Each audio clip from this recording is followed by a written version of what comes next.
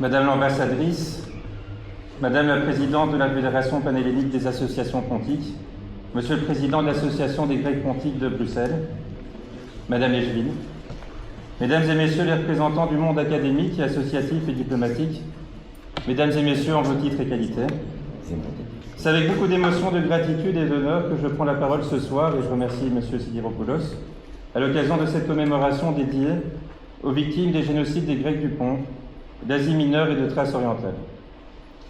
Nous sommes réunis donc ce soir pour honorer la mémoire de centaines de milliers de femmes, d'hommes et d'enfants arrachés à leur terre, persécutés, déportés et exterminés parce qu'ils étaient ce qu'ils étaient, à savoir des Grecs pontiques, porteurs d'une identité, d'une culture, d'une langue et d'une foi chrétienne que certains ont voulu effacer de l'histoire. Les Grecs pontiques forment depuis près de 3 millénaires une communauté florissante sur la ville de la mer Noire, notamment autour de l'ancienne Trébizonde. Héritiers d'une histoire exceptionnelle, qui fait partie d'ailleurs de notre civilisation européenne, ils ont développé une culture, une langue et des traditions d'une richesse remarquable. Entre 1915 et 1923, près de 350 000 d'entre eux furent exterminés ou contraints à l'exil par l'Empire ottoman, puis par Atatürk. Malgré cette tragédie, leur mémoire continue de vivre aujourd'hui à travers une diaspora profondément attachée à ses racines et à la transmission de son héritage. Et c'est à ce titre que je tiens à tous vous remercier pour permettre justement de continuer à faire vivre cette mémoire et à la transmettre à des non-grecs pontiques comme moi. Comme l'écrivait Elie Wiesel, le bourreau tue toujours 2 fois, la seconde fois par l'oubli. Notre devoir collectif, ce soir et tous les jours, est précisément d'empêcher cet oubli.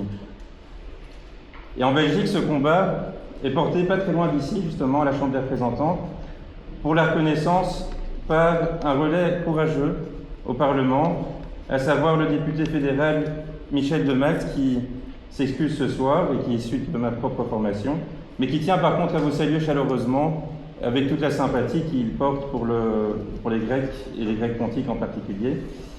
Et malheureusement, il est contraint par une séance plénière qui s'avère très longue et dont il ne sait même pas l'heure à laquelle elle terminera. Il porte avec conviction, malgré tout, la reconnaissance du génocide des Grecs pontiques, conjointement à celle du génocide syriaque, connu également sous le nom de Saïfo.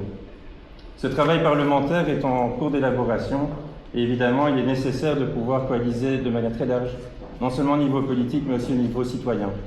Et pour cela, il est essentiel que nous puissions travailler tous ensemble. Parce que cette démarche est essentielle.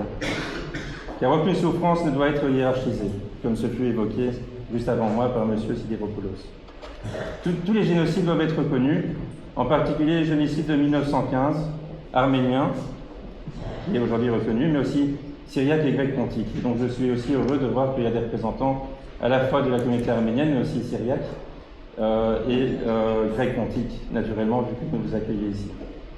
Reconnaître ces génocides ne doit jamais être perçu comme une accusation dirigée contre les populations d'aujourd'hui, et en particulier les populations turques, pour lesquelles l'effort de reconnaître ces génocides est très difficile, on le sait. La reconnaissance historique ne se veut pas stigmatisante, mais au contraire est une démarche de vérité, de justice et surtout de réconciliation.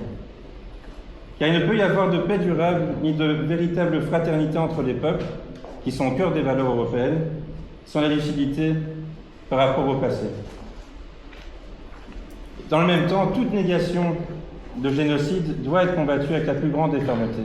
Il ne s'agit pas juste de reconnaître des génocides, mais de combattre toute forme de négationnisme. Et j'espère que si demain les génocides grecs pontiques et syriaques sont reconnus, leur négation sera aussi combattue par l'État belge et les autres États européens. Car le négationnisme n'est en aucun cas une violence supplémentaire infligée.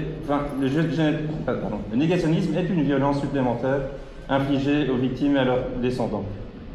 Et il faut en être conscient. Et nous ne pouvons accepter aucune tentative d'effacer les faits, de brouiller la mémoire ou d'empêcher les peuples de faire leur deuil. À cet égard, je souhaite saluer très chaleureusement Myriam Virgili, qui représente l'European Syriac Union, l'Union syriaque européenne. J'ai omis de la... parce que je n'ai pas connu la... J'ai vu M. Virgili Parlement européen, il m'a dit qu'il allait peut-être pas venir, mais qu'il allait envoyer quelqu'un d'autre. Désolé. Donc on la salue ici. Et je la salue plus particulièrement pour le travail remarquable qui est effectué autour de l'exposition Saifo 1915. Nous avons eu l'honneur dans notre commune de Beaulieu-Saint-Lambert d'accueillir cette exposition du 20 avril au 4 mai. Elle a permis à de nombreux visiteurs de découvrir une page trop souvent méconnue de notre histoire collective, de notre histoire commune. Cette exposition, si vous l'avez ratée, ne vous inquiétez pas, elle se poursuit. Et elle se poursuivra dans d'autres communes, notamment Beaulieu-Saint-Pierre, dont la date reste à définir, mais je transmettrai évidemment à Monsieur le Président. Et elle aura lieu en tout cas du 19 au 30 juin à Anderlecht, et vous êtes tous conviés au vernissage qui aura lieu à Escale du Nord le 19 juin à 19h. Et j'espère vous voir très nombreux. Et c'est ainsi que la mémoire demeure vivante, justement, avec ce genre d'initiative, lorsqu'elle circule, lorsqu'elle éclaire, lorsqu'elle interpelle, lorsqu'elle empêche deux fléaux de notre société actuelle, l'indifférence et le négationnisme que justement nous devons combattre. Plus d'un siècle après les événements de 1915 et le génocide des Grecs pontiques, évoquer tous ces génocides demeure parfois difficile, on le sait, on a vu dans l'actualité, notamment avec une écrivaine qui n'a pas pu présenter un livre qui évoquait partiellement les génocides de 1915 dans une école, car des professeurs ont peur, malheureusement, d'évoquer cela. Et cela est inadmissible. Parce que l'école doit être justement un lieu de transmission et de vérité historique. Un espace de liberté, et non pas un espace de renoncement face aux intimidations de quelle que soit leur forme. Georges Santayana écrivait si bien, avec des mots précis, « Ceux qui ne peuvent se souvenir du passé sont condamnés à le revivre ». Et nous en voyons, justement, comme l'évoquait M. Onussian, les tristes conséquences, notamment au Karabakh, où il y a eu un déplacement de population de plus de 120 000 Arméniens de leur terre historique, et où le patrimoine culturel et religieux est complètement effacé par le régime azéri. Et là, je ne serai pas très diplomatique, par contre, par rapport à cela, mais évidemment, ça demande un grand questionnement par rapport à une relation aussi diplomatique avec certains pays, et surtout sur l'indifférence de la communauté internationale, et j'inclus évidemment notre société belge. Enfin, pour conclure, reconnaître les génocides, enseigner leur histoire et lutter contre leur négation constitue finalement un impératif humaniste, moral, démocratique et universel. En honorant la mémoire ce soir des Grecs pontiques, mais aussi des Syriaques, des Arméniens et de toutes les victimes des crimes de masse à travers l'histoire, nous affirmons que la vérité doit triompher, avec justice, mémoire, honneur et surtout espérance d'une véritable fraternité entre les peuples. Je vous remercie.